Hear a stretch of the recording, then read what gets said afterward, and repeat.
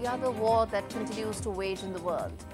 That is the one in the Middle East. And Israeli military has said that it's carrying out extensive strikes in the Gaza Strip, with some reports indicating that the death toll could be as high as 400. Those, of course, are death tolls by the Gaza Health Ministry and not independent reports.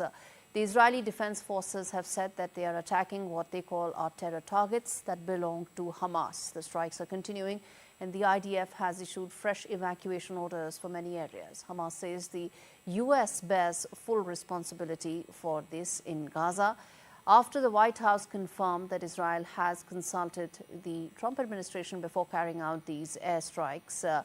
This is the latest set of attacks that are taking place in the wake of Hamas still holding on to 59 hostages with no pathway for their release. There's been a breakdown of talks. What next? This report tells you in detail. Gazans woke up to a nightmare early on Tuesday as Israel started pounding the enclave with airstrikes, shattering the ceasefire deal reached on January 19th.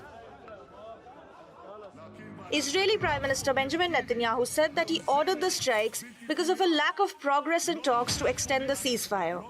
Israel alleged that Hamas had repeatedly refused to release hostages. On the other hand, Hamas accused Israel of unilaterally overturning the nearly 2-month-long ceasefire agreement. Reports suggest that the operation is open-ended and expected to expand. Meanwhile, Washington voiced support for Israel's actions and said that it had been consulted about Israel's latest operation.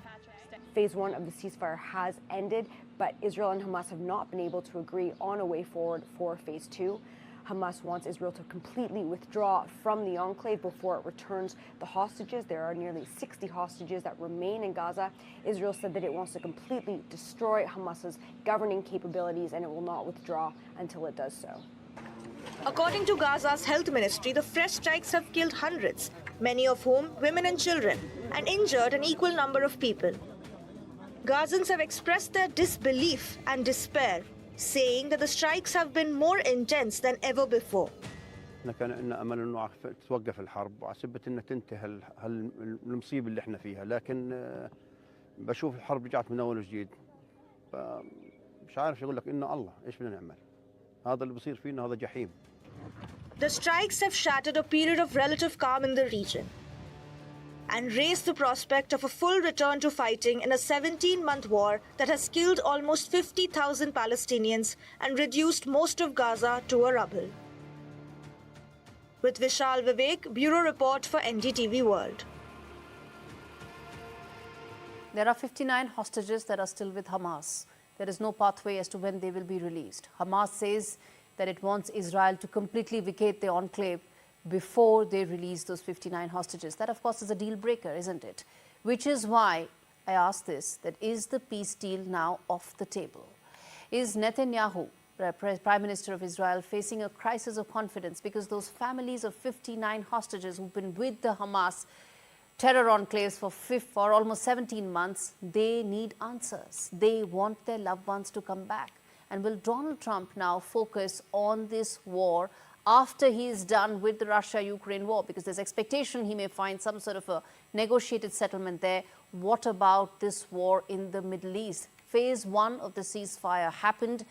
Some hostages were released, but Phase 2 is where things seem to be stuck. And in the midst of all this, we also talk about the role of Iran. Let's get an international human rights lawyer joining me from Tel Aviv. She's the CEO of International Legal Forum and senior fellow, joining me on the broadcast, Mr. Arsen Ostrovsky. And I also have, in fact, Sophie Fullerton, who is joining me from Istanbul to talk more about, well, what are the options on the table here? Let me start with you, sir. The fact is, as things stand right now, Mr. Arsen, that there is no deal on the table, and Israel is now looking to completely ensure that what it feels are those terror enclaves that continue in Gaza are eliminated. The question is, what happens to those 59 hostages?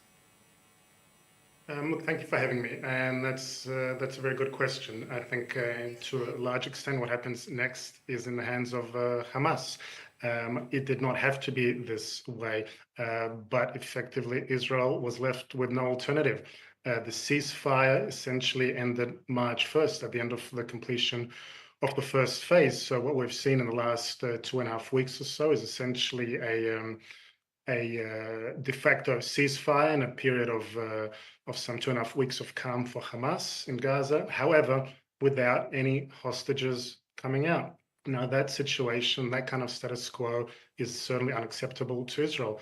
Hamas could have accepted a number of times the proposal which had been put forward by US Special Envoy Witkoff, which had included a release of half the hostages at the beginning of the renegotiated phase and half at the end, which would also include the period of Ramadan and Passover for Israelis. But Hamas repeatedly refused to, and so Israel was essentially left with no choice. So under international legal parameters, in the situation where Hamas is continuing to hold hostages and is refusing to engage in good faith negotiations, Israel had to exert military pressure, which any other sovereign nation would. At the end of the day, from Israel's perspective, this can all end tomorrow. The military operations can end, aid can resume, provided Hamas agrees to Witkoff proposal and releases the hostages. It's that simple. Those hostages, those 59 of them, in fact, some of those visuals we can play of the families of those 59 hostages seeking release of their loved ones and, of course, protesting that the focus should be on getting those hostages back. It's a fact that Hamas is treating these 59 human beings as bargaining chips. That is what it comes down to. Sophie, what's the way out here? Do you see President Trump now investing his political capital here? Because at the end of the day, beyond ceasefires phase one, there seems to be no progress going forward.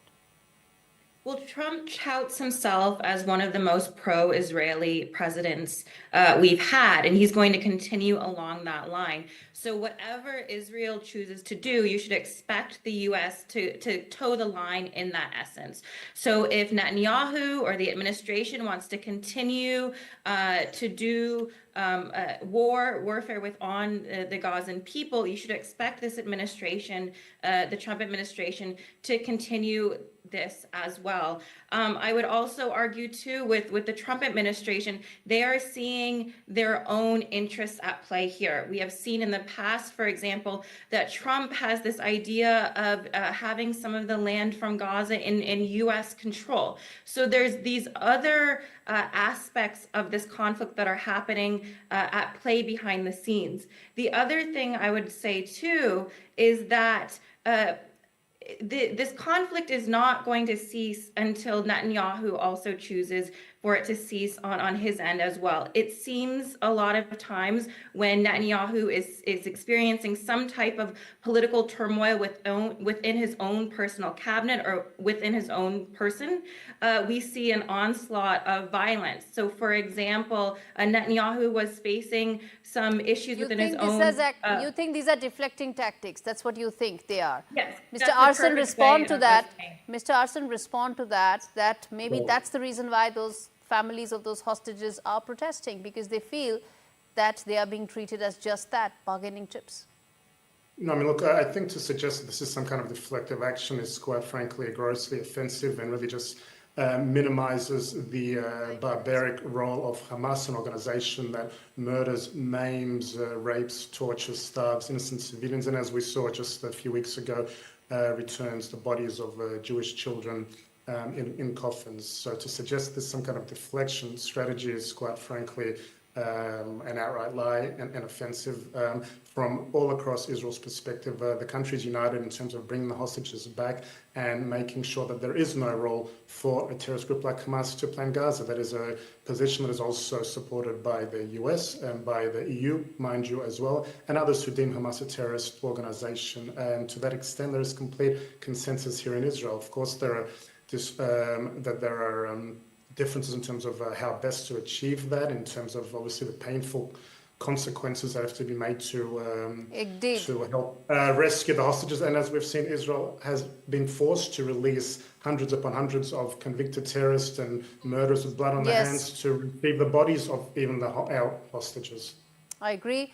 The fact is that what Hamas is setting as a precondition for release of those 59 hostages is a deal breaker. The fact that Israel should completely exit the enclave, because the fear is that they would regroup once again. They would once again create that terror network. And there's no way that Hamas will keep its side of the bargain, which is that it will exit and it will not, of course, ensure that the terror network starts again. So, Sophie, what's the way out here? Is there a way out in this sense? I would argue again that we're seeing one power have more of an authority over another power. In this sense, we're talking about a country that is striking hospitals and schools and mosques during Ramadan. You can't ignore the fact that 400 civilians were killed last night, including children. So that should not be ignored in this sense. And we should always acknowledge the power dynamics that are at play here. Nobody's ignoring that. Nobody's ignoring that, Sophie. My report says that very clearly, but let me just clarify that those are not independent reports. I must point that out for the benefit of my viewers. These are reports and numbers that have been put forth by the Palestinian side. These are not independently verifiable statistics. Having said that, it is the month of Ramadan. It is a holy month for the practicing Muslims in that region. But the fact is that the deals that have been, the conditions that have been set in by Hamas indicate that there is no movement forward. So, Mr. Arsen, explain to me that what is the way forward that Israel has decided? What's the roadmap? It can't keep coming out with these strikes day in and day out, because the government is accountable to the families of the hostages. Look, the way forward is really very simple. This can all end tomorrow if Hamas releases the hostages. It's really that simple. No, they're not doing it, right, sir? They're not doing it. I understand that they're not doing that, and therefore they cannot continue with the status quo for the last 2.5 weeks, including, by the way, during Ramadan, there was a period of quiet. Aid was going in, but no hostages were coming out. And by the way, in a couple of weeks' time, we're coming to the period of Passover, which for Jews is one of the most holiest periods of the year as well. At the end of the day, the only language it seems that Hamas understands is one of force. Now, it's unfortunate that it has to that situation, but as long as Hamas refuses to negotiate in good faith, refuses to accept the proposals that have been put forward by the United States and encouraged by allies in Europe and elsewhere, and continues to hold hostages captive, Israel is left with no alternative. No other sovereign nation in the world would stand for these circumstances. Indeed. Final 30 seconds, Sophie. Let me give you that final 30 seconds, which is that Hamas is a terror organization. How much can you really negotiate with a terror organization? And that is what it looks like when it comes to the Israeli side. I agree in the sense that no country should have to negotiate with a terrorist organization, but should civilians be caught up in this? No. And that is going to be my final argument here, that there needs to be a consensus that human rights and dignity are put at the forefront here, even when it comes to warfare and conflict. So that should not be ignored as this conflict continues to move forward. Indeed, I have to leave it there. There are two sides to this, but the one and biggest thing that one needs to remember is that Hamas holds 59 hostages right now since the last 17 months, using it as a bargaining chip. But the fact is, this cannot end the way it is going on right now. A negotiated settlement will have to be created, and probably that's where President Trump will have to focus.